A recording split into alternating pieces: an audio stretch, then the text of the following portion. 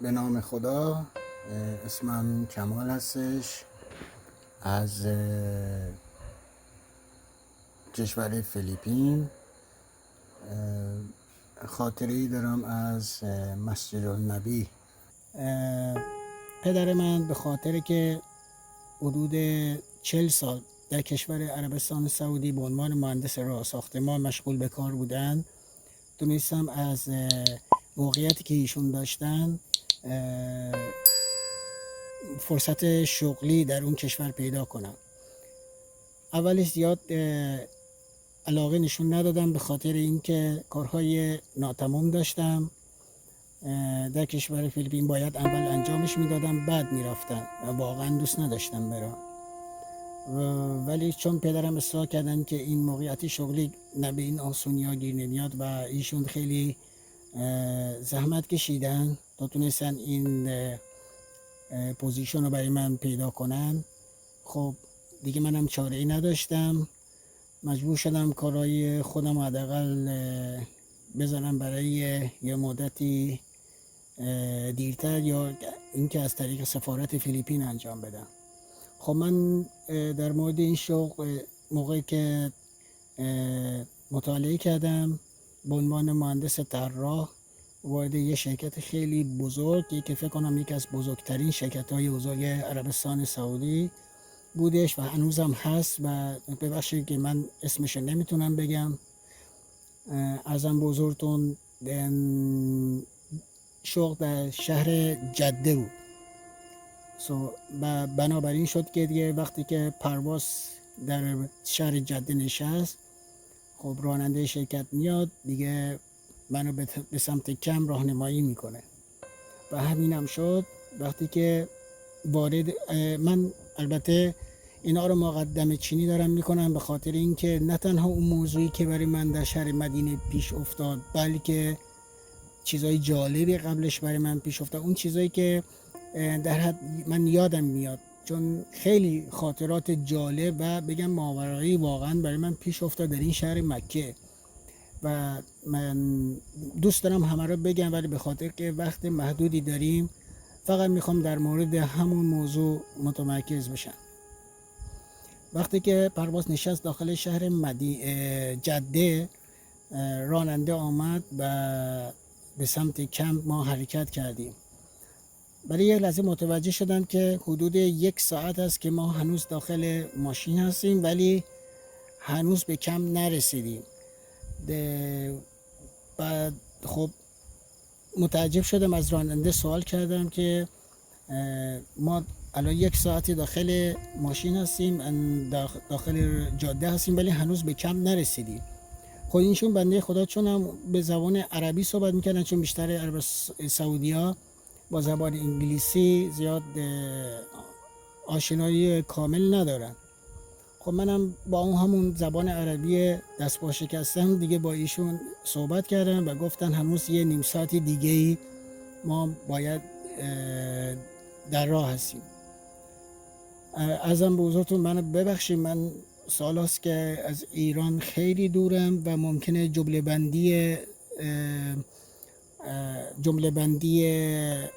بندی من مطالبی که دارم میگم ممکنه صحیح نباشه. خب از قبلش از شما عذرخواهی میکنم.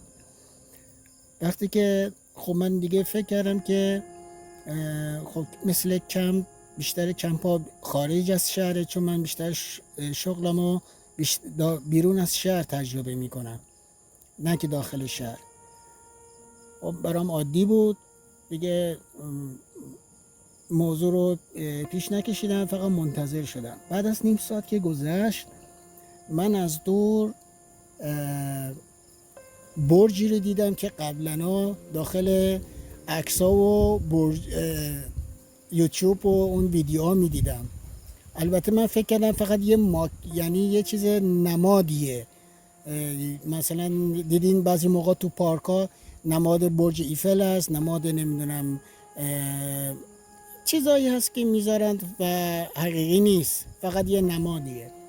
خب من اونجا کلاک تاور دیدم، هتل برج ساعت. ارزم بزرگتون فکر کردم از همینم هست. بعد یک لحظه نگاه کردم دیدم نه، این بزرگیش به اون ماکت و اون مدل نمیخوره.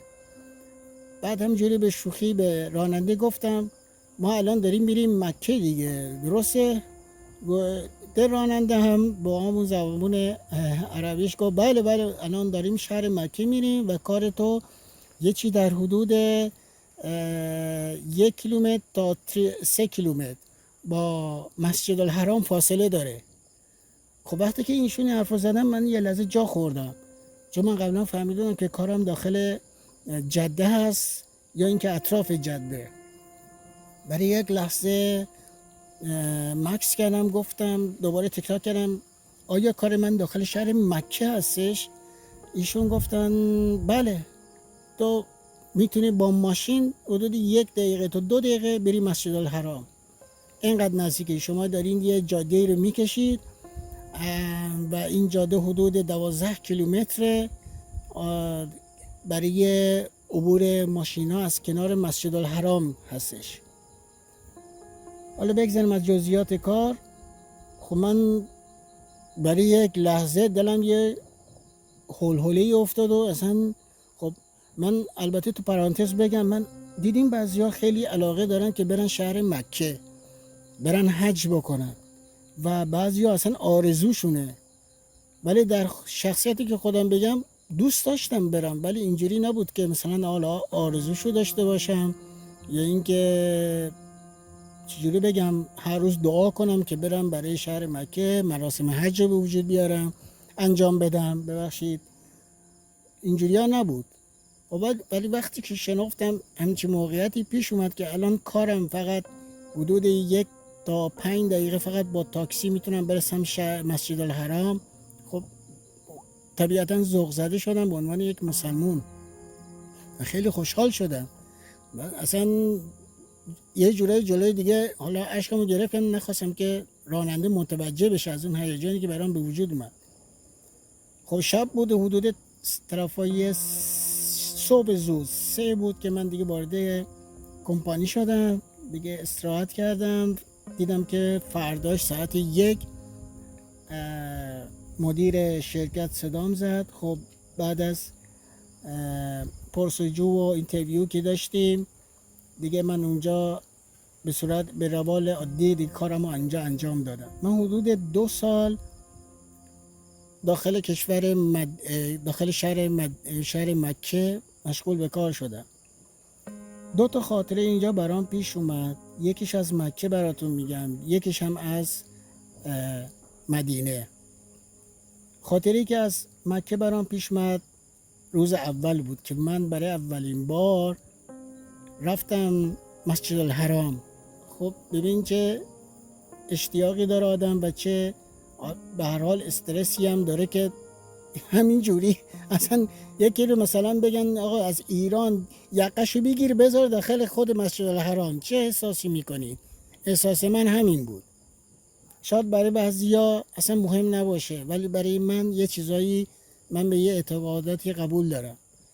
من حتی الانم که یه کشور آزاد که هستم ممکنه آدم مؤمنی نباشم، ولی دور و بر حالا بگذاریم اون آزادی های افراطی رو زیاد جالب نمیدونم. به حال بگذاریم. وقتی که وارد شهر مکه شدم، مسجد الحرام که شدم، من قبلا یه عهدی بسته بودم که باید یه صدقه رو بدیم.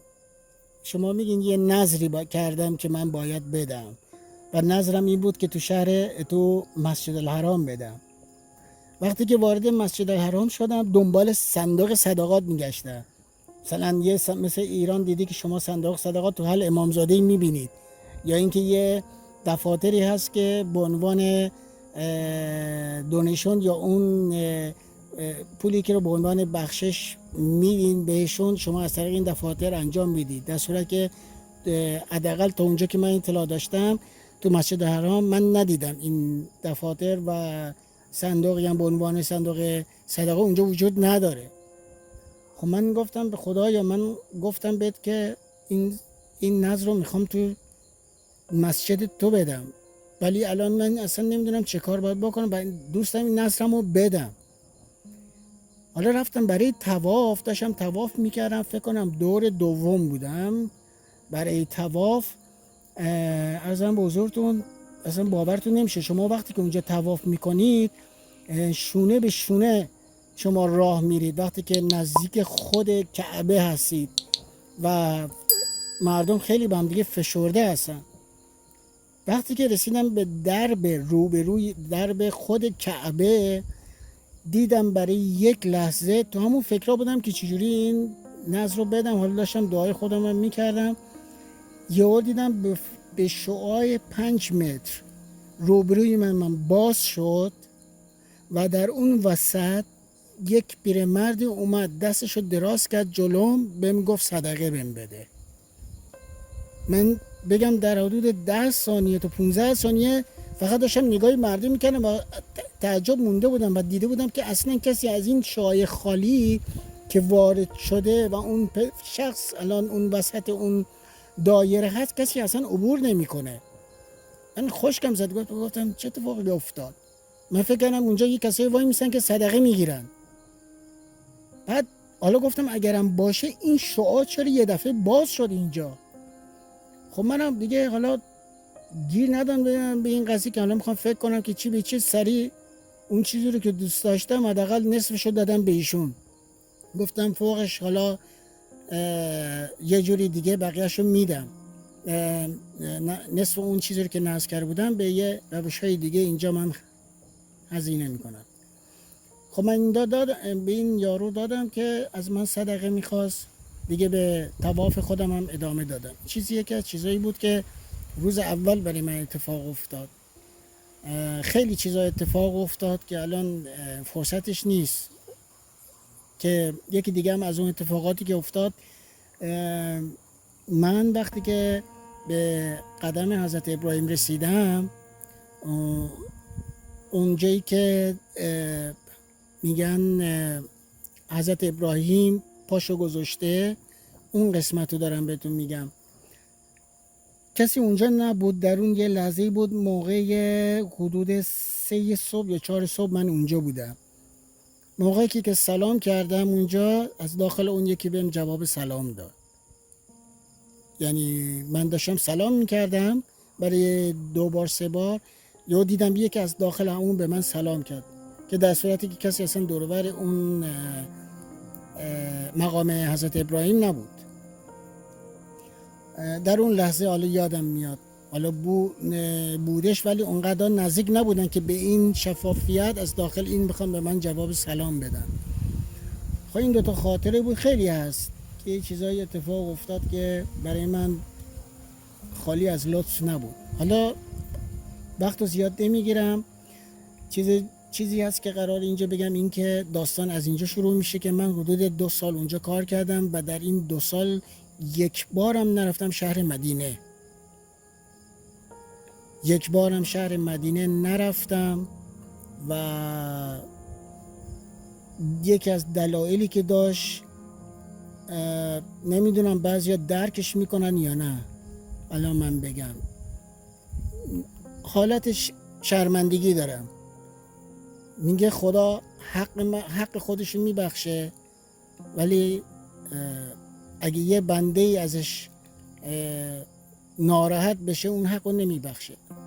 خب من گفتم با این همه کثیفی و صورت چهره گناهی که از من به وجود اومده میخوام برم اونجا، یه چیزی رو که اعتقاد دارم که میدونم پیغمبرم اونجا زنده است وایساده. من این اعتقاد دارم که الان دارم میرم اونجا با این وضعیت میخواد منو ببینه. خب چی بگم من؟ ولی اگه مکه دارم میام تو مسجد الحرام، یه چیزیه که بین من و خدا هست و خدا خودش دیگه میدونه از قبل که من اصلا بیام یا اینکه برم. خب حالا همش این تو ذهنم بود حقیقتش، یعنی این باعث میشد که یعنی نتونم برم. ولی خب وقتی که روزی شد که 2 سال، تو قرارداد من 2 سال بود، خواست این قرارداد من تموم بشه، دیگه باید حداقل برای 1 بار میرفتم اونجا. فقط اون یک بارم که میخواستم برم این بود که من برم اونجا فقط بیرون مسجد بشینم، مسجد نبی. خب وقت نماز هست اونجا، نمازمو میخونم، دعامو میکنم و برمیگردم، ولی داخل مسجد نبی نمیشم.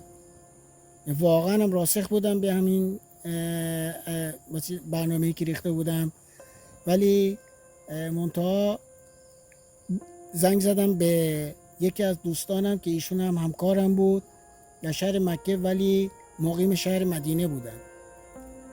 ایشون هم مهندس مکانیک بود. به ایشون تماس گرفتم، گفتم که من دارم میام، فقط به من بگو از چه وسیله استفاده کنم یا چه نوع، از کدوم ایستگاه سوار بشم که مستقیم برم برای مسجد النبی. ایشون خیلی اصرار کردن که منو همون جایی که آخه یه جای مشخصی هست، وقتی که شما از مکه میرین به مدینه ماشین همیشه یه جای مخصوصی وای میسن که جای معروفی است. خب گفت من اونجا میام دنبالت و همینم شد. وقتی که رسیدم شهر مدینه ایشون اومد و من خیلی اصرار کردم، گفتم که نمیخوام، فقط من دوست داشتم بهم بگی که کجا با چه وسیله‌ای سوار بشم که مستقیم برم و دوباره برگردم شهر مکه. ایشون خیلی اصرار کردن که تمام مراسمی رو که میخوای به جا بیاری، نماز، دعا، همراه من باشه داخل مسجد.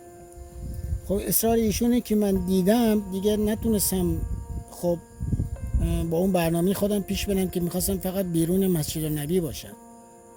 وقتی که وارد مسجد شدم با ایشون، شما وقتی وارد مسجد نبی میشی خب از یه قسمتی ورود داره مثل همین جای دیگه و خروج هست. از قسمت ورود که شدیم، اولین چیزی که من بهش برخورد کردم، ایشون به من اطلاع دادن یه قسمتی از مسجد نبی بود که با فرش‌های سبز پوشیده شده بود و ایشون گفتن که این از قسمت‌های بهشت، باغ بهشت هستش که کنار مقبره پیغمبر. خب برای اون کسایی که اعتقاد دارن به این چیزا، خب من دارم میگم این به آن معنا نیست که اینجا باغ بهشت، این به معنا این هست که بالای این قسمت تا ارج آسمون که میری شما به این باغ بهشت هستش، اینجوری که ایشون برای من توضیح داده. خب دیگه من گفتم به ایشون خب تا اینجا که اومدیم حداقل بریم این قسمت هم یه دعایی میکنیم، اونجا میشینیم. دوستم اتفاقا به من گفت که همیشه اینجا شلوغه، بعضی موقع اصلا نمیشه نوبتت برسه که بری اون قسمت، چون اون قسمت محدوده کوچیکیه و زائرایی که میان اینجا خیلی زیادن و شما باید مدت طولانی تو صف وایسی بری اونجا. بعد که به صف وایسادی چند تا حالت استیج هستش، شما به استیج های مختلف میشینی، همینجوری مثلا از استیج 1 میری 2 3 تا اینکه مثلا به استیج 5 برسی. بعد که به استیج 5 رسید وارد اون محوطه میشی. حالا اون روزی که من بودم خیلی اصلا من نفر اول شدم. اول اینو خواستم بهتون بگم، این نفر اول یا نفر دوم که یعنی با همون یه دفعه گروه ما وارد این قسمت شدیم. وقتی که وارد این قسمت شدیم خب یه چیزی که احساس کردم خیلی عجیب بود برام، جاذبه زمین وجود نداشت. یعنی چجوری بهتون میگم، خیلی سبک بودم. هی من به دوستم گفتم مهندس من اصلا خیلی سبکم، یه جوریم انگار دارم معلق میشم، اصلا هیچ وزنی از بدنم رو احساس نمی کنم. آیا تو هم همین هستی؟ شاید به خاطر آب و هوای اینجا هست. گفت نه خیلی طبیعیه، مثل هم چیزی که من بیرون بودم الان هم هستم. من بهش قسم خوردم، گفتم واقعا اینجوریه، انگار من اصلا وزنی از بدن خودم رو احساس نمی کنم، انگار سبک شدم، یه جوری هستم. خب ایشون یه چیزی در اومد به من گفت که خب من بهشون هم خندیدم و به من گفت که شاید خدا گناهاتو بخشید. گفتم باشه، من اگر خدا اون گناهانی که کردم و بخشید، به خدا میگم نبخشه، چون اون گناه ها حتی ارزش بخشیدن نداره، باید تا اونشو پس بدم. بعضی گناه هست که اصلا خودت راضی به بخشیدنش نیستی. حالا بگذاریم از این حرفا. وقتی که وارد این قسمت شدم دیدم خیلی سبکم. وقتی که اون قسمت پیدا کردم که میتونم راحت بشینم که نمازمو بخونم برای 2 رکعت، اصلا نتونستم جلو خودم بگم، به اختیار افتادم به گریه. فکر کنم تا اون مدتی که اونجا بودم فقط هر چی که درد داشتم از وقتی که به دنیا اومدم تا اون لحظه که اونجا نشستم اما رو به زبون آوردم و فقط بگم پیش پیغمبر خودم شکایت کردم. یعنی نه که شکایت، درد و دل کردم و فکر کنم بیشتر از اون که خواسته هامو بگم فقط درد و دل کردم اونجا. به هر حال این قسمت هم تموم شد. شما در یه وقت محدودی هست، شما نمیتونید بیشتر از اون وقت محدود اونجا بشینید چون بقیه هم منتظر هستن و قراره بیان اونجا. وقتی این کار تموم شد من وارد یه محوطه‌ای شدم، مثل حالت یه جایی هست که اماما نماز میخونن، دیدیم وارد تو مسجد یه قسمتی هست که امام جماعت اون قسمت وای میسی که نماز میخونه. من به دوستم گفتم این چیه، اینجا کجاست؟ ایشون ابراز بی اطلاعی کردن که نمیدونن، شاید هم متوجه نشدن که من کدام قسمت رو دارم میگم، چون ایشون از بچگیشون حدود 1 سالگی 2 سالگی اینجا بزرگ شدن. خب من رفتم گفتم اجازه بده، دیدم همه دارن نماز میخونن، منم نماز میخونم، برم اونجا نماز بخونم. من که تا اینجاش اومدم دیگه. وقتی که رفتم اونجا خود نماز خوندم، خیلی هم نوبتم زود شد، یعنی یادم میاد 1 دقیقه نشد. خب ولی من دیدم صفه، ولی اون صفی که من وایسادم انتظار داشتم حداقل 10 دقیقه طول بکشه، دیدم 1 دقیقه نشد. نمازم خوندم و بلند شدم. خب حالا تمام این داستانا رو من گفتم، اصل این قضیه از اینجا شروع میشه. من وقتی که شما میخواین مقبره حضرت محمد رو نگاه کنید، خب این مقبره داخل یک قسمتی هستش که دورش فنس فلزی هست، یعنی شما نمیتونید به همین آسونی ها وارد بشین و مقبره ایشون رو ببینید. البته خب من الان دارم توضیح میدم، این چیزها رو بعدا فهمیدم، یعنی بگم حدود 1-2 سال بعد فهمیدم. وقتی که شما وارد میشین 3 تا روزنه هست، اون قسمت که شما میخواین از طریق اون روزنه اون فنس ها نگاه بکنین که شما دیدتون به طرف مقبره حضرت محمد باشه. خب 3 تا روزنه هست. یکی از این روزنه ها وقتی که شما نگاه میکنید، فکر کنم اولیش هست، اون از طریق دیدی که از اون روزنه میکنید به طرف جهتش به طرف مقبره حضرت محمد هستش و اون 2 تای سوراخ دیگه که هستن، روزنه‌ای که دیگه هست مربوط به حضرت عمر و ابوبکر هستش که شما از اونجا، چون اونا هم اونجا خاک شدن و داستان از این بوده که به حضرت فاطمه زهرا خودشون خواسته بودن که کنار پدرشون به خاک سپرده بشن، ولی خب وقتی که ابوبکر و عثمانی از دنیا میرن اینا وصیت میکنن که پیش حضرت محمد خاک بشن و ایشون نوبت خودشو یا اون حق خودشو داد به این 2 نفر. خب من موقعی که از این روزنه نگاه کردم دیدم که یک اتاق خالی، یک فضای حدود 100 متر مربع میتونی بگی و مقبره حضرت محمد رو دیدم که یک سنگ حضرت پیغمبر رو دیدم. دیدین سنگای امامزاده ها هستا، لطفاً اینجا توجه کنین من چی میگم، بعداً همه چی رو بعد از این توضیح میدم. موقعی که از این روزنه نگاه کردم دیدم مقبره حضرت محمد مثل همه امامزاده هست که شما نگاه میکنی از پشت زری همچین شکلی هست، فقط هم همین 1 دونه سنگ رو من دیدم و سنگی رو که از طریق این روزنه من دیدم بالاش به صورت حالت تیزمانند بود، یعنی حالت اج داشت، یعنی تیزمانند بود. یعنی دیدین که بعضی موقع مقبره های امامزاده ها اون قسمت بالایش حالت هرمی داره یا چیزی میگن حالت قوس مانند داره، ولی این قوس مانند نبود. این قسمت بالایش حالت مثل تیز شیروانی بود. چجوری بگم، حالت دو کرو نبودش، یعنی اون قوس نداشت.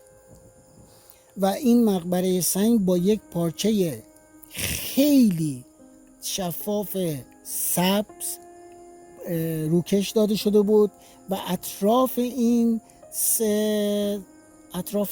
پارچه با چیزای طلایی آیات قرآن نوشته شده بود.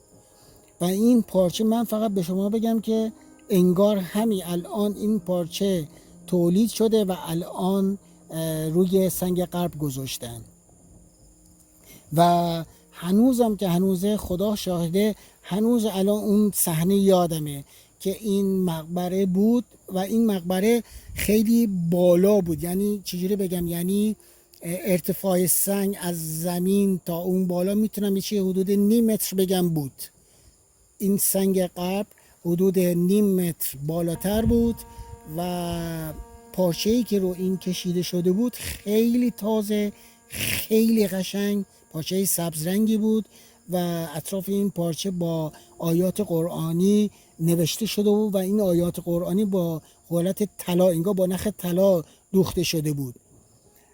خب من اینو دیدم و تمام کف این 100 متر مربع که قبر اونجا، سنگ قبر، در همون یک دونه سنگ قبر رو که من دیدم، خب من گفتم دیگه سنگ قبر حضرت محمد دیگه، خب همه جا با فرش رو فرش پوشیده شده با این 100 متر مربع و داخلم ستون داشت و چراغای گرم روشن بود، نه که گرم، چراغایی بود که میگین چراغ وارم، یعنی اون حالت عرفانی رو داده بود داخل این. خیلی قشنگ بود، خیلی زیبا بود.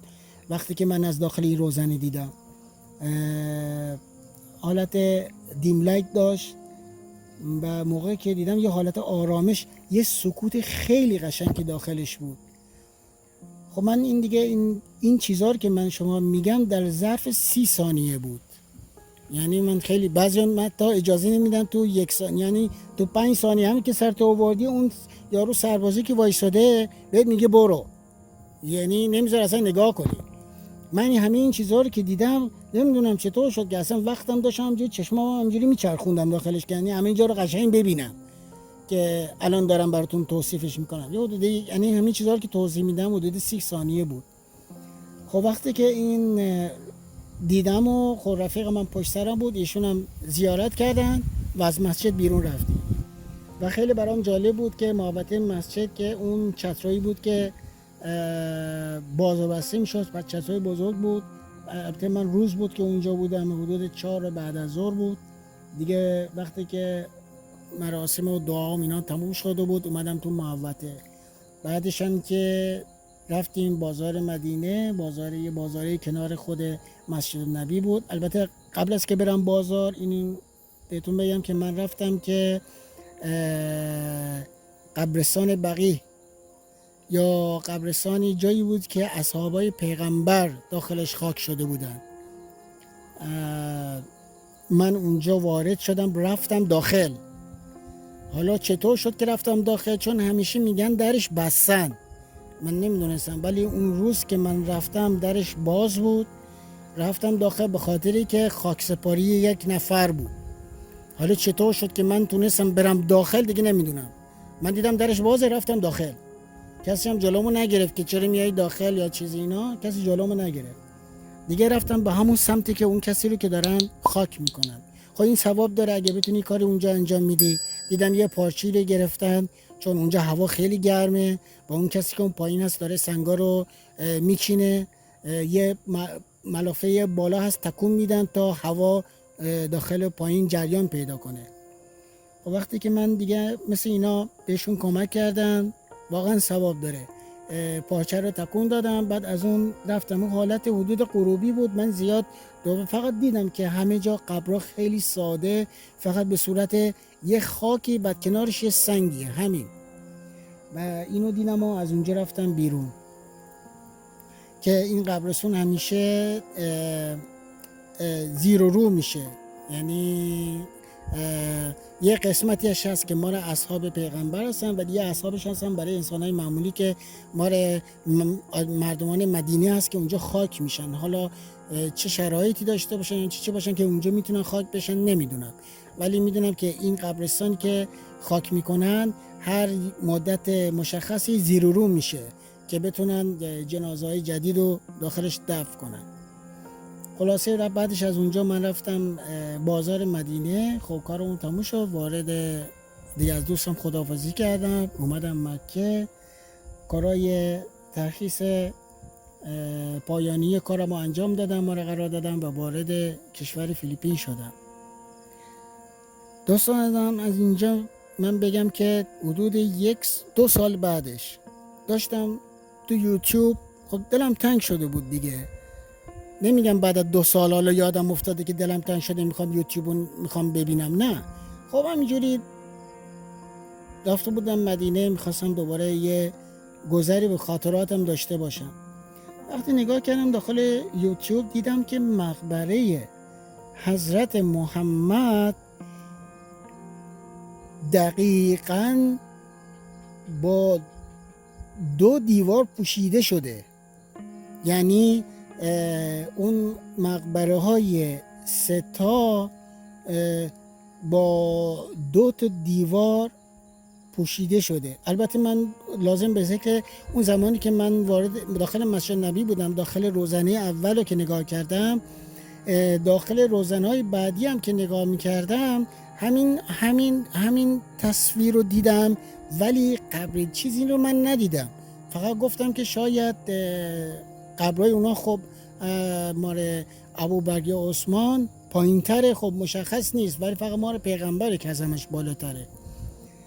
حالا من داشتم تو یوتیوب نگاه میکردم که دیدم پیغمبر خدا مقبرهشون با یه دیواری پوشیده شده، یعنی حصار دیواری داره در 2 لایه، نه تنها 1 لایه بعد که 2 تا لایه، که بعد از این 2 لایه اون حالت فنس یا اون حالت چجوری بهتون بگم، اون چیز زری فلزی اطراف اون مقبره بود که هر ساله باز میشه، هر سال 1 بار برای تمیزکاری.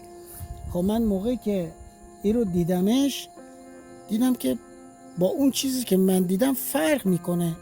من دیدم موقعی که از این روزنه دیدم، اول دیدم یه اتاق خیلی خالیه، بعدم فقط یه دونه قبر من اونجا دیدم، من دیواری ندیدم اونجا. خب بعدش دوباره ادامه دادم، مطالعه کردم که واقعا این شاید دیواره رو الان ساختنش، جدیدن ساختن. بعد نگاه کردم که این دیوار حداقل تا اونجا که من مطالعه کردم راجع به داستانش، این از زمان عایشه، حضرت عایشه این دیوار رو اطراف خونه مقبره پیغمبر ساختند و حتی به صورت مکعب هم نساختنش، به حالت نامنظم یه جوری ساختنش که مردم نتونن طواف کنن اطراف این. همونجور خودتون که مستحضر هستین میدونید که به حالا زمان جاهلیت هست بود اون موقع، یعنی بعد از پیغمبرم حتی جاهلیت بود، مردم همون مسلمونا که با نادانی خودشون چه عذابایی به پیغمبر خدا و اماما دادن. وقتی که خب من دیدم اینو دوباره مطالعه کردم، دیدم که شاید من گهواره حضرت فاطمه زهرا رو دیدم اون زمان، که من وقتی مطالعه کردم اصلا اون شکل گهواره با اون چیزی که من دیدم اصلا زمین تا آسمون فرق میکرد، و اونجایی که گهواره حضرت فاطمه زهرا بود فقط فرش وجود نداشت و اصلا خیلی فرق میکرد. بعدم اون گهواره اگه یادم میاد اونجوری که من نگاه کردم کنارش یه دیواری بود، یعنی به دیوار خیلی نزدیک بود، ولی اون چیزی که من دیدم اصلا انگار خیلی سیستمش فرق میکرد. اون موقعیت اون قسمتی که اون سنگ غرب قرار داشت من از اون روزنه نگاه میکردم فرق میکرد که کجا قرار گرفته بود، با اون که گهواره حضرت فاطمه زهرا بود خیلی فرق میکرد. خب من یه لحظه گفتم حتما دارم اشتباه میکنم، شایدم اون جاهایی که ما دیدیم اون نبوده، یعنی اون روزنهایی که ما دیدیم اون روزنهایی نبود که قرار بوده از به قول معروف جهتش به طرف مقبره حضرت محمد باشه. من دوباره از طریق واتساپ با رفیقم تماس گرفتم و ایشون هم گفتن بله دقیقا همون است، برای چی سوال میکنی؟ من هیچی به ایشون نگفتم، گفتم نه فقط خواستم سوال کرده باشم که درست اومده بودم در مکان درست وایساده بودم که داشتم نگاه میکردم. شما ببینید موقعی که من متوجه شدم گفتم که خواب که نبودم، بیدار بودم، رفیقم همراهم بود، اونجا نخوابیده بودم، رفیقم بود و با همدیگه بودیم و صحنه‌ای که من دیدم نه دیواری داشت نه مانعی بود و نه اون چیزی رو که من الان دارم میبینم، چون داخل یوتیوب یه بنده خدایی هست خیلی قشنگ تشریح میکنه تمام جزئیات مسجد النبی که حالت اون حالت معماریشو قشنگ داره توضیح میده که واقعا این چیزی که ایشون توضیح میدادن نبود. من موقعی که از این روزنه نگاه کردم واقعا یک فضای حدود 100 متر مربع خالی بود، نه که خالی، ستون داشت، یعنی ستون درش وجود داشت ولی ستون نه که اون قدم ستون دیگه به حالت اون چیزی که میبینی. بعدش فقط هم یک قبر من دیدم داخلش، یک قبر مثل قبر امامزاده ها همونجوری که خدمتتون عرض کردم و با پارچه خیلی قشنگ سبز پوشیده شده بود و تمام این اطراف این پارچه خدا شاده به خدا، یعنی الان تو ذهنمه، تمام به رنگ طلا فقط قرآن نویسی شده بود. خیلی قشنگ بود، خیلی، و اون چراغ خیلی قشنگی داخلش بود، اصلا یه آرامشی داشت. خدا شاهد انگار تمام بهترین و قشنگترین سکوت دنیا انگار همون اونجا بود. خدا شاهده، کاش که فقط یه لحظه میتونستم اونجا باشم و بتونم فیض ببرم. یعنی شاید بگم تو این 44 سالی که از خدا عمر کردم این آرامش رو اونجا ندیده بودم، یعنی واقعا ندیده بودم. یعنی هنوزم آرزو دارم که برم ببینم، حتی اون چیزی رو که دیدم هم نمیخوام، فقط اون آرامشی رو که دیدم از اون روزنه یک بار دیگه ببینم. ولی متاسفانه حتی اگرم تکرار بشه هنوزم دارم میگم این دفعه هم که برم من وارد مسجد نمیشم، فقط بیرون میشینم نمازمو میخونم و میرم. یعنی جرأتی ندارم که برم داخل. خدا شاهده، به این قرآن قسم، من اگه پامو بذارم اونجا پاهم میلرزه، چون یعنی به قدر شرمنده هستم که نمیتونم برم داخل. حداقل رسوایی من که جایی دیگه بیداد کرد، حداقل پیش بنده خوب خدا روی سیاه منو نبینه بهتره. خب این خاطره‌ای بود که از شهر مسجد نبی داشتم. ببخشید من جمله بندیام خوب نبوده، به بزرگواری خودتون ببخشید دیگه. امیدوارم اصل مطلب رو متوجه شده باشید که خدا میدونه هر چیزی که گفتم این حقیقت بود و خیلی دوست دارم اگه کسی هم مثل من این تجربه رو کرده داخل، اگر آقای محمد باقرزاده افتخار دادن اینو بذارن پستش کنن، من داخل کامنت ها ببینم. شما را به خداوند میسپارم و امیدوارم که، من فکر کنم تنها ایرانی بودم که حداقل نمیگم آره ایرانی خالص ولی ایران زبونی بودم که اونجا یک شب در میون به مدت 2 سال داشتم طواف میکردم دور بر خونه خدا. یعنی هر شب، نه هر شب بالا بگم ولی بیشتر میتونم بگم هر شب و یه شب در میون دور خونه خدا طواف میکردم و به نظرم هیچ وقتم نه آرزوشو کرده بودم، دوست داشتم برم ولی یه چیزی که میگم انگار من تو ایران باشم فقط در اون یه لحظه یقمو بگیرم بندازن داخل مسجد نبی، مسجد الحرام، یه همچه حالتی داره دیگه. همین جوری هم چقدر به اندازهای زیاد حج عمره انجام دادم، حج اصلی رو انجام دادم خب نمیدونم چطور شد که همه این چیزها رو انجام دادم بدون اینکه اصلا خواسته باشم یا هزینه گزافی داده باشم. و خدا میدونه حتی حجم هم که انجام دادم اصلا هزینه متقبل نشدم. یعنی بگم به هر حال حتی اگه مقیم اونجا هم باشه باید یه هزینه من اصلا هیچ هزینه ای ندادم، چون با یه گروهی بودم که اون گروه داشتن هزینه میکردن. من فقط حدود فکر کنم 100 ریال داده بودم به عنوان مشارکت، ولی خب کاری که اونا برای ما کردن بیشتر از این بود. خب دیگه حالا اینم از خاطره من بود. ببخشید که سرتون رو درد آوردم. امیدوارم که براتون جالب بوده باشه.